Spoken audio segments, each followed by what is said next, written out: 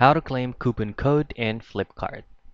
Now, redemption or claiming coupon codes in Flipkart is very easy. All you have to do is just to input your unique code on the confirmation page from your cart before purchasing the item you want. But if you do not have any codes yet, then all you have to do is just to create another tab and visit this website that's going to be saying couponfollow.com.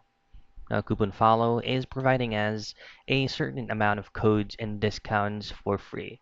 Once you're here, just go to the search bar and simply type in Flipkart, and it should be on the very first result.